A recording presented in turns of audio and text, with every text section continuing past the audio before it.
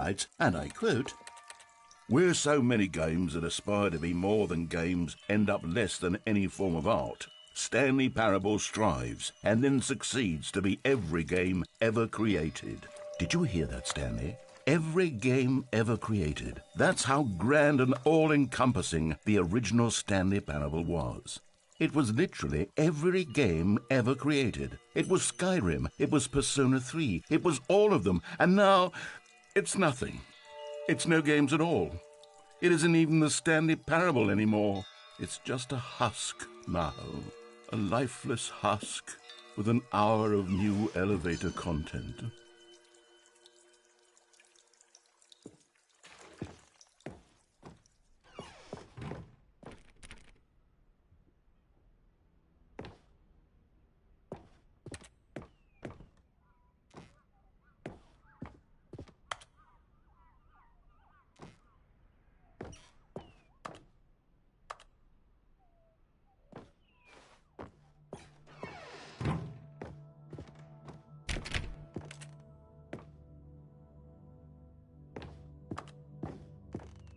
Here's another moving passage, this time from GameSpot.com. The Stanley Parable is both a richly stimulating commentary on the nature of choice in games and one that offers some of the most enjoyable, surprising, and rewarding choices I've ever been confronted with in a game. 9 out of 10. Don't you get it, Stanley? The game was perfect. It didn't need anything else. It didn't need new content. All they had to do was transport it in pristine condition along to the PlayStation, boom, done. And they couldn't even do that. Couldn't resist the urge to go meddling with a beloved franchise.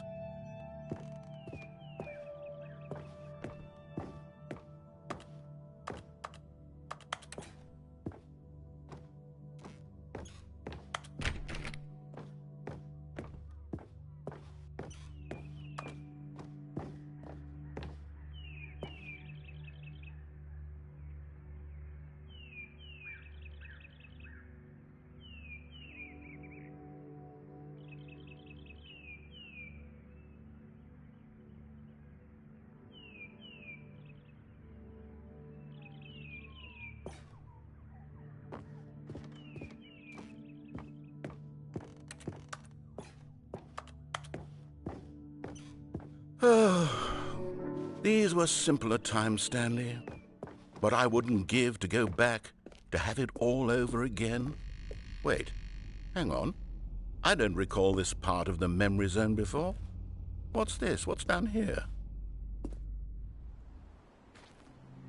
Oh no, oh God, no, Stanley. It's a collection of reviews from Pressurized Gas, the extremely popular online storefront for computer games. I haven't looked at these in years. I can't even imagine what's been collecting down here. Surely these reviews were glowing as well, weren't they?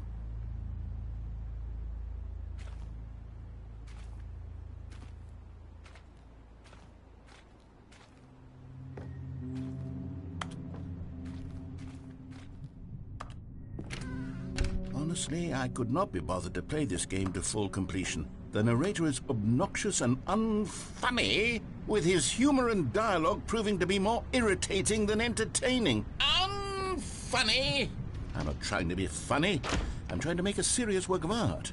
I suppose I could write up a handful of gags to insert into the Stanley Parable, but the game is already such a densely layered web of profound philosophical insights that I can't even imagine where I'd have the room to stick them.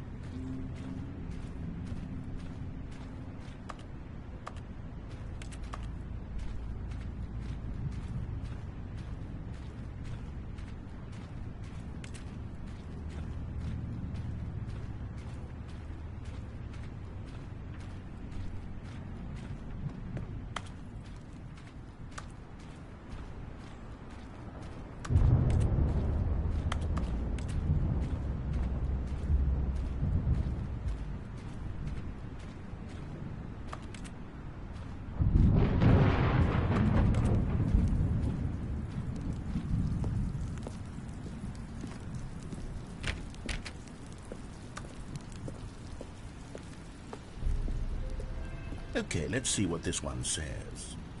While the idea for the game is good, for someone who prefers non-linear games, this preachiness gets annoying fast. Preachy? Stanley? I'm not preachy, am I?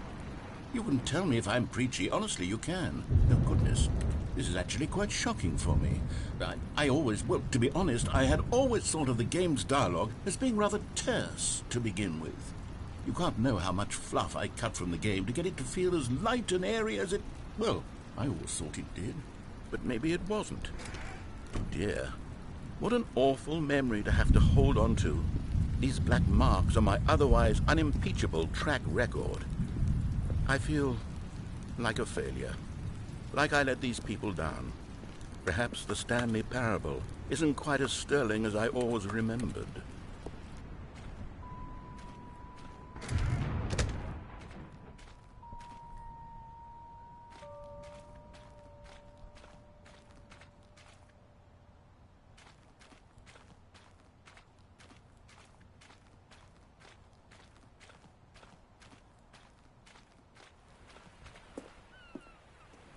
What's this one got to say? You constantly have to stop doing anything so the narrator can catch up with his long-winded explanations of what's happening. I wish there was a skip button. A skip button? Well, yes.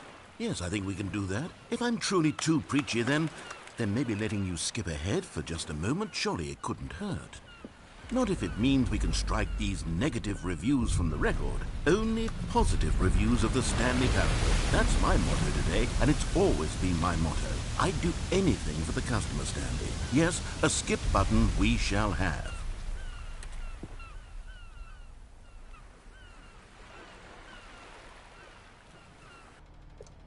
And here it is. Go ahead and give it a shot. I'll pop you forward in time so that the second my incessant droning starts to bore you, with just the push of a button, you'll have zipped right past it. It's what the players have been asking for, and I'm very proud to have delivered. No more listening to me rambling on and on and on. No. The Stanley Parable is a game for the people, and if the people want silence, then by goodness, that's what they're going to get. Well, don't sit around waiting for me to shut up. Go ahead and make me shut up. Here, we'll pretend that I've just begun an interminable monologue, and it goes something like this.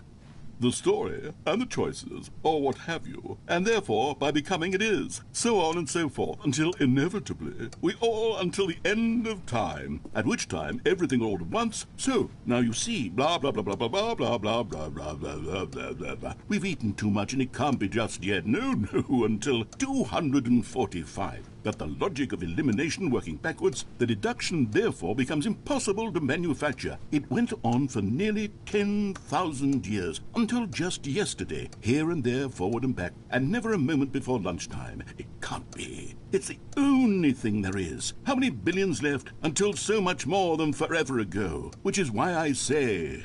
the story, and the choices, or what have you, and therefore, by becoming it is, so on and so forth, until inevitably, we all until the end of time, at which time everything all at once, so, now you see, blah, blah, blah, blah, blah, blah, blah, blah, blah, blah, blah, blah, blah, blah, blah. We've eaten too much and it can't be just yet, no, until 245. But the logic of elimination working backwards, the deduction therefore becomes impossible to manufacture. It went on for nearly 10,000 years, until just yesterday, here and there, forward and back, and never a moment before lunchtime. It can't be. It's the only thing there is. How many billions left until so much more than forever ago? Which is why I say, the story, and the choices, or what have you.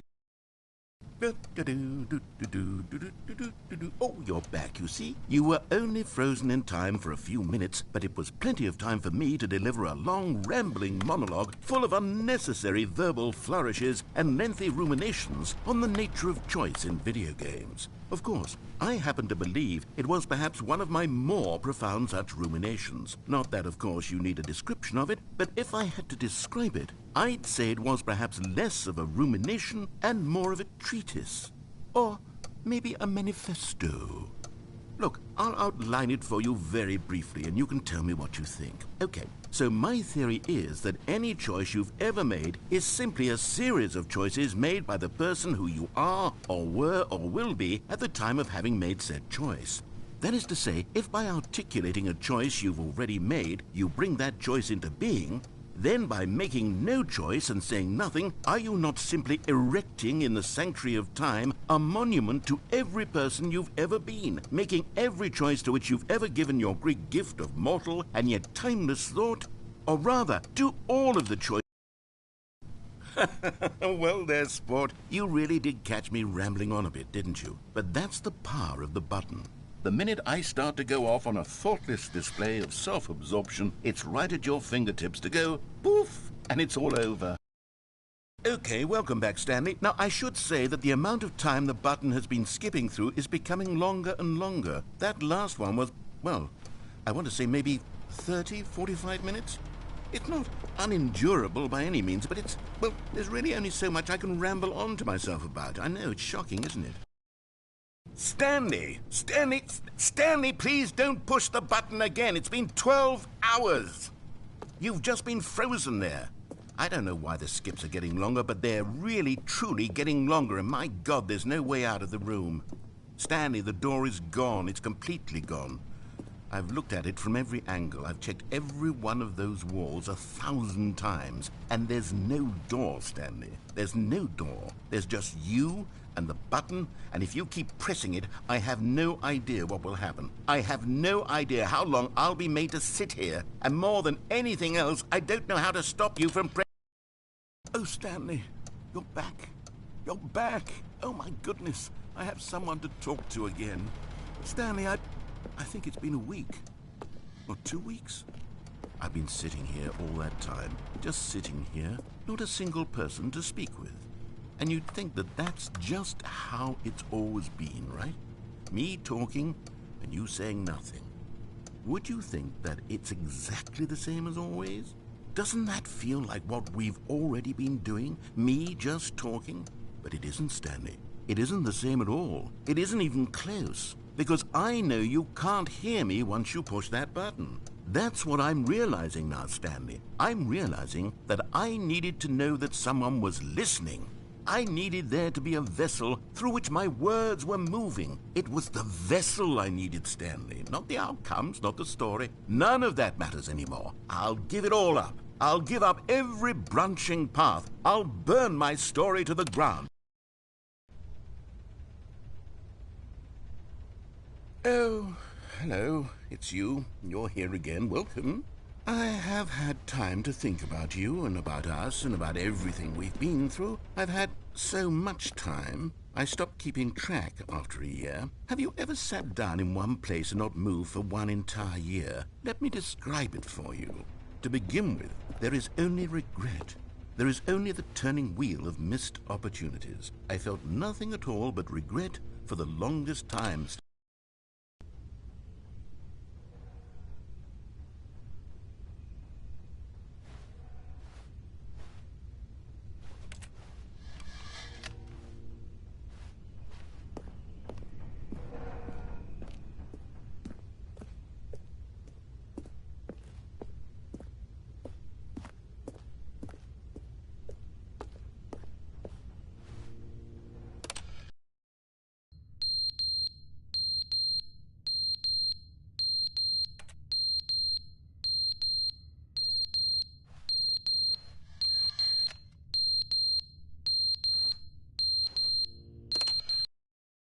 But they didn't understand the game was never meant to be funny. It was meant to have a point. It was meant to speak to the human condition. But where are the jokes? Where are the jokes? They bemoaned, they screamed, they gnashed their teeth and said, entertain us. It wasn't enough. They had to leave a pathetic little thumbs-down review and make all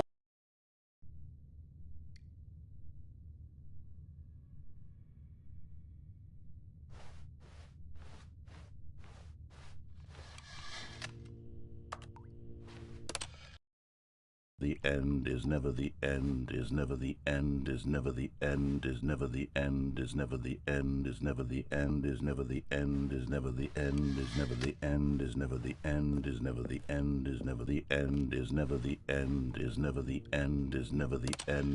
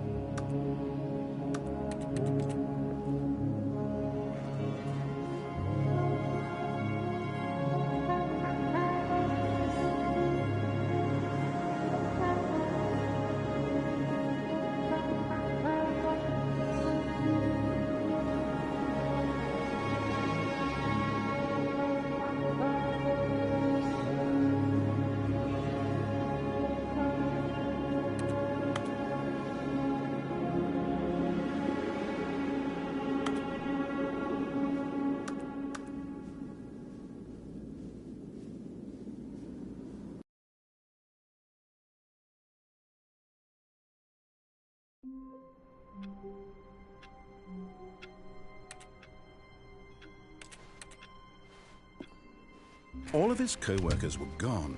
What could it mean?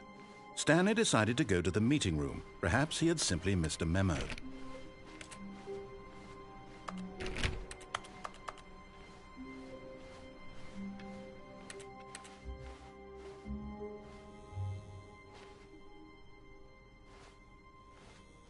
Oh, good. You notice my sign. Yes, I have something very exciting to show you.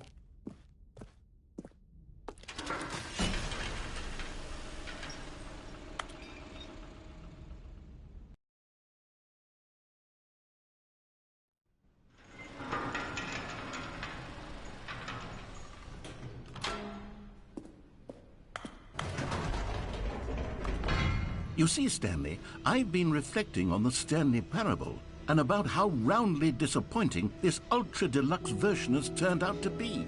The original Stanley parable was a landmark, and any new content for it should live up to that legacy. So forget this ultra deluxe nonsense. I say we take it one step even further. Which is why I'm very proud to announce for the first time ever, the Stanley Parable 2.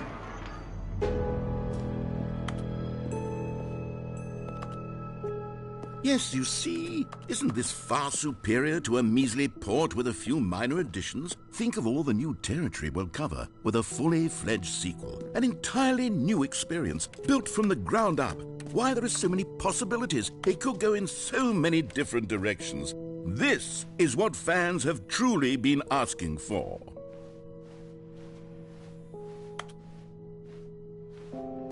Calling it the Stanley Parable 2 is just so much catchier than Ultra Deluxe, don't you think? Ultra Deluxe? What does it even mean? But the Stanley Parable 2, now that's an artistic statement right there. It's future-oriented. It screams progress and innovation and long-term franchising potential.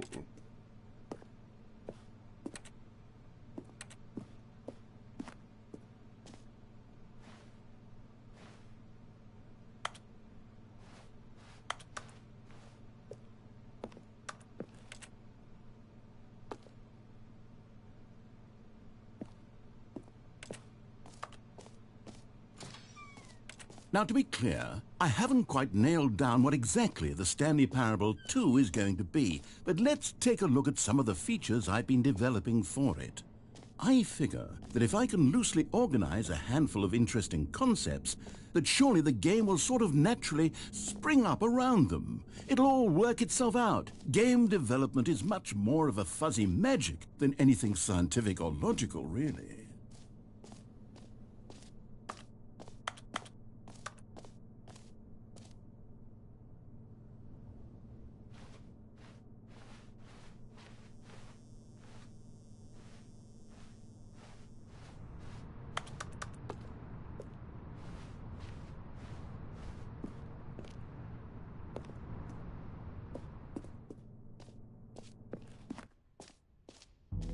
Here we are. Go on, try out some of the new features.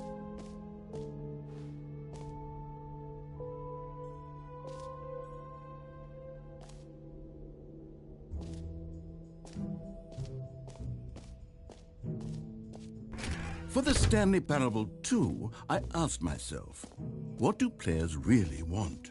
And of course, the first and most obvious answer is that they want to be individually recognized and validated as people. So with that in mind, my first addition to the game is this button which speaks the name of the person playing the game. Isn't that wonderful?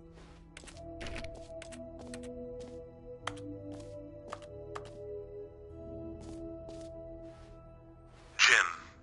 Sorry, I should have clarified. Right now, the button only says the name Jim. But of course, in the final game, this button will say your name, whatever name that is. Here, let's have you role-play as Jim to really simulate the full experience of this feature. Just play along. I promise you'll love it. Okay, here we go. Let's take a deep breath, clear your mind, forget whoever you are, and simply become a person named Jim. I want you to imagine yourself living as Jim. Sleeping and waking as Jim, falling in love and being Jim. Whoa, hold on. I wasn't finished setting up the backstory. If you don't properly roleplay as Jim, then you'll never understand the impact of this button. Otherwise, it's just a stupid button that says somebody else's name. Okay, we're doing it again, and this time let me finish first. Now, allow yourself to become Jim. Imagine yourself driving to work as Jim. All right, fine, whatever. It's just a meaningless button that says Jim. Are you happy now? Get out of here. I'm done with this button. Why don't you go humiliate me in front of a different feature that I worked very hard on? Jim. See, if you'd only played along, that would have been your name the button says. But no. Instead, I can't even think about it. I'm taking the Jim button away.